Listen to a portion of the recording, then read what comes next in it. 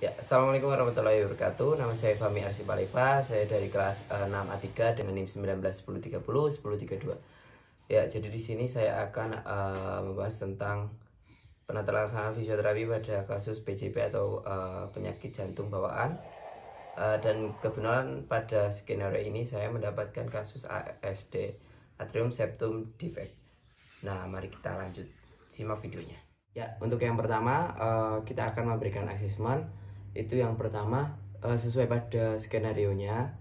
Untuk nama pasien itu Gayu, berusia 6 bulan, berjenis kelamin laki-laki, beralamat Cikarang Tengah.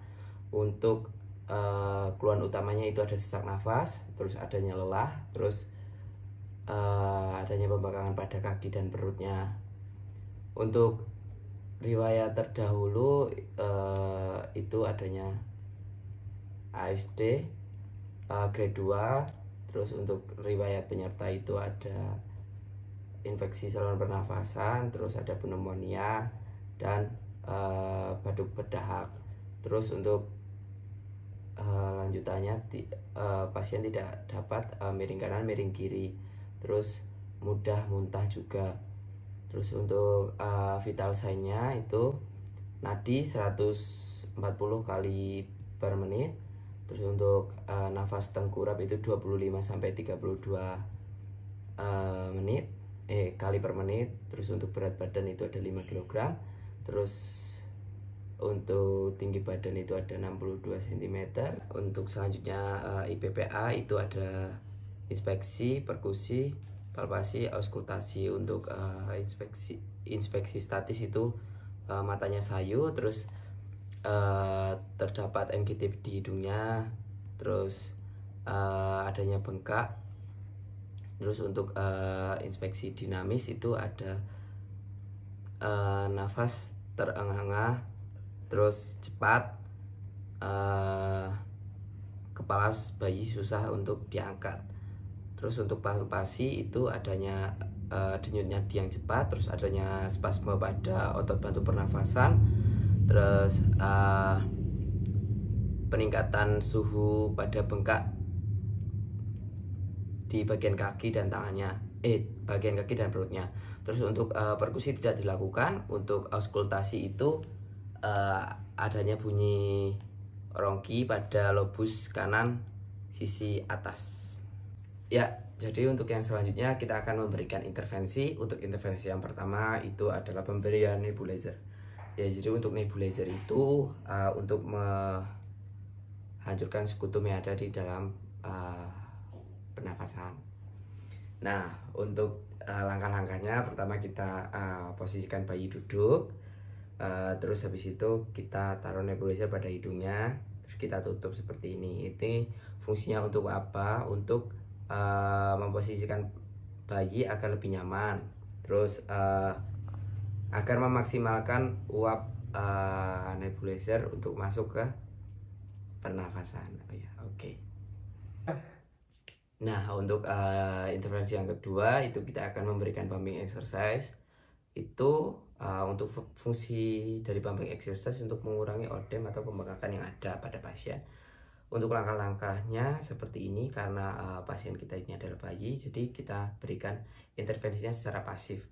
Nah, jadi untuk gerakan pumping exercise itu kaki digerakkan seperti ini, secara bergantian arah kanan kanan kiri. Nah, untuk langkah-langkahnya kita posisikan bayi tidur, terus habis itu kita gerakan kakinya seperti ini. Oke, ini untuk dosisnya kita lakukan selama 5-8 gerakan. Oke, yang selanjutnya yang ketiga itu kita akan memberikan intervensi berupa mobilisasi sanggar torak. Jadi untuk ini gunanya untuk mengurangi spasme yang ada pada otot bantu pernafasannya. Oke, untuk karena ini pasiennya adalah bayi, jadi kita berikan intervensinya secara pasif. Nah, untuk langkah-langkahnya posisikan bayi secara duduk ini agar pola nafas lebih maksimal. Terus untuk gerakannya seperti ini, set. Nah, oke. Ini untuk merelaksasikan torak dan mengurangi spasme yang ada. Oke, terus nah untuk selanjutnya seperti ini. Terus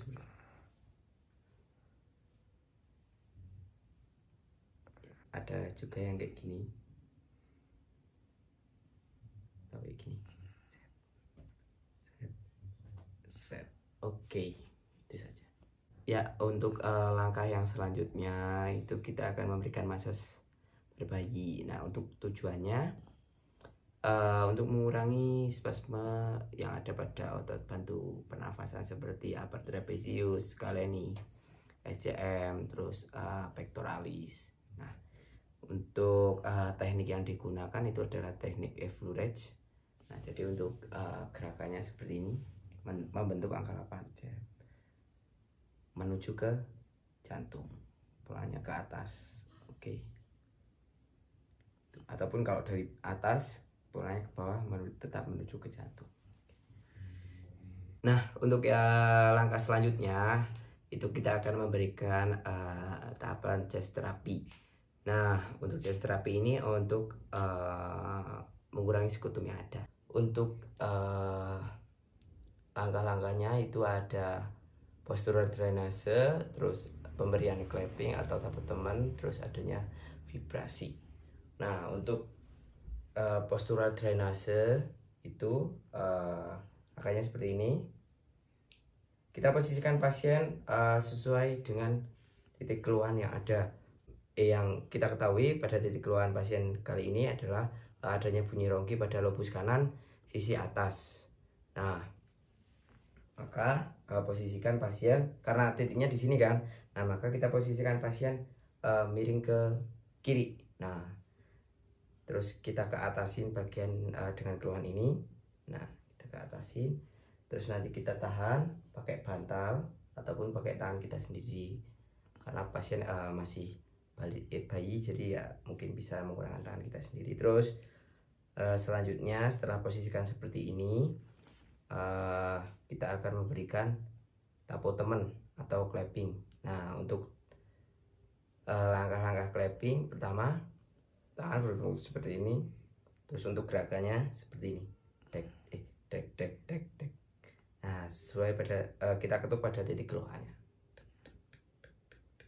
Nah, untuk selanjutnya itu ada vibrasi. Untuk gerakan vibrasi itu seperti ini. Nah, jadi kayak gitaran seperti itu. Nah, ini untuk menentukan sekutum yang barusan telah dianjurkan. Nah, jadi dek dek dek dek dek dek dek dek dek dek dek dek. Nah, setelah di depan kita lanjut ke bagian belakangnya, sama saja. Dek dek dek dek dek dek dek dek. Nah, seperti itu. Ya, untuk selanjutnya kita akan memberikan having atau paduk. Nah, untuk having ini kita berikan setelah chest terapi tadi kan, setelah kita hancurkan sekutupnya baru kita akan keluarkan menggunakan batuk. Nah, berhubung pasien itu berusia 9 bulan, jadi kita akan memaksa pasien atau memancing batuk pasien dengan cara kita kritikin area lehernya seperti ini. Nah, kayak kurang lebih seperti itu agar batuk.